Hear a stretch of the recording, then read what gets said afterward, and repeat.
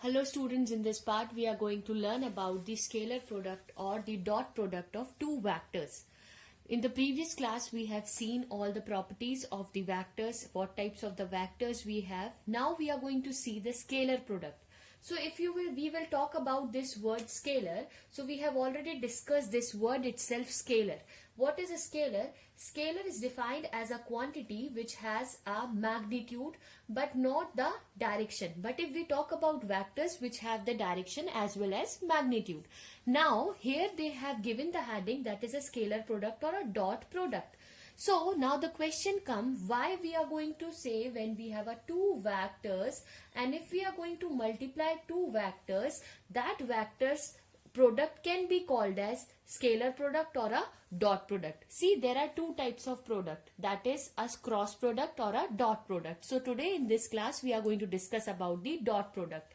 So now here we are going to discuss about the dot product. So the dot product is simply defined in simple terms. We can say the dot product or a scalar product of two vectors is defined as the product of the magnitude of vector A and vector B multiplied by the cosine of the smaller angle between them.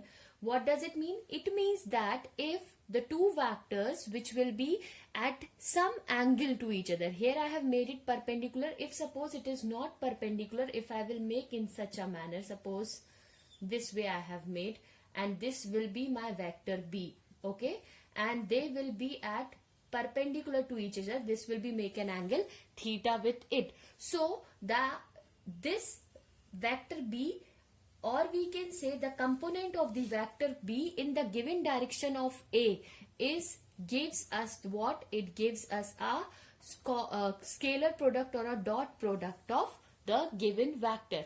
So what is dot product? You can understand. You can understand the dot product as A dot B.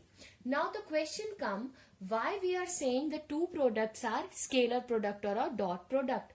Because of, if we have to represent any vectors in the geometric manner or in a geometric coordinate system, means in x, y and z axis, that time we are going to consider its component, that theta. So if we have two vectors which is making some angle theta with it, then this product is known as the dot product. So we can represent this vector as A dot B. The product of two vectors or the dot products of two vectors will gives us the AB cos theta, and this AB cos theta is called the dot product or a scalar product. Okay, so basically you can say that the dot product of vector 1 with respect to the second vector, or we can simply say that the dot product of two vectors is defined as the product of the magnitude of your first vector and the component of the second vector in the given direction of the first vector. It here, if you will see that one vector product with the second vector in the given direction of the first vector is known as its dot product. Dot product always gives, you have to remember, it always gives a scalar physical quantity. If you are going to multiply two vectors by using a dot product, you will find that it will always gives a scalar physical quantity. Means there will be no means the new quantity which we are going to get, that will be a scalar quantity. For example, if you will see the example of a scalar product, so a very common example we can see for the scalar product, that is your work. What is your work done formula? You remember, work is what? Force into displacement. If you will see, force is a vector quantity, right? Displacement is also a vector quantity.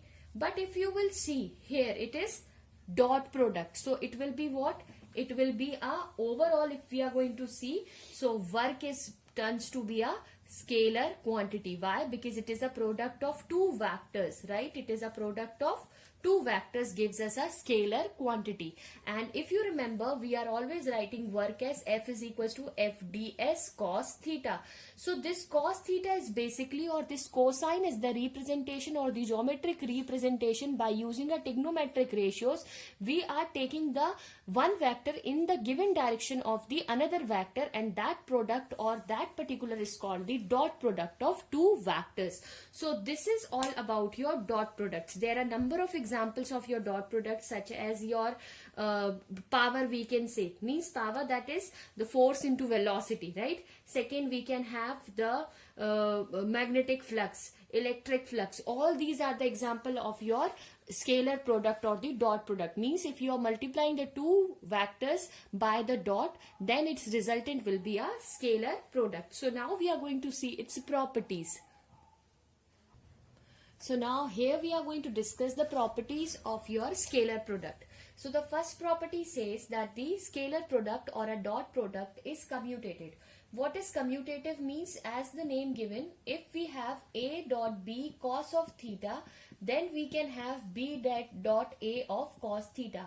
Means it can be interchanged. A dot B can be equals to B dot A. Okay. Now distributed over the addition of the vectors.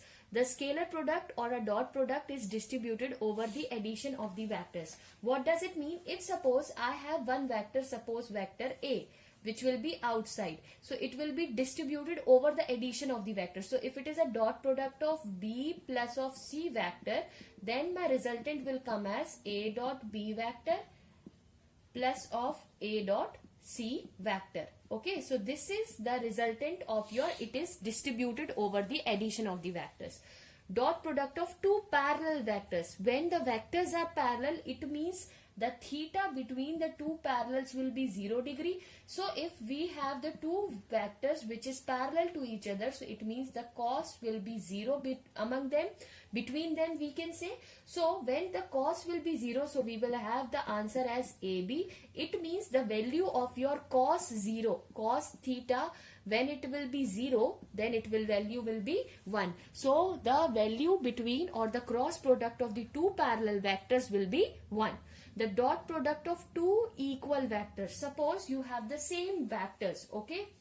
Or we can say the angle between the two vectors will be 0, okay, when we have this. So that means we already know that the theta, cos theta value will be 1 in this case. So here we can find out the, suppose we have the two vectors. We have already seen that XYZ plane हम कैसे represent करते थे? If this is X, this is Y and this is my Z plane, then how I am going to represent in terms of vector I cap, J cap and K cap? That will represent its unit vectors. So here if I will write I cap into I cap, that will gives me 1. If I will multiply I cap into J cap, it will not gives me 1. Why it is? Because they both are perpendicular, and when it is perpendicular, so its resultant will be 90, means its theta will be 90 degrees. So this will be cancel out, means it will be 0 degree, not cancel, but it will be 0 degree. Why it is so? Because cos 90 is 0. So the two perpendicular vectors or the dot product of two perpendicular vectors will be 0. Remember, dot and cross product, you have to very carefully, you have to remember. When we are going to multiply the two vectors of the same magnitude, we will find out its answer will be, magnitude will be 1. Okay.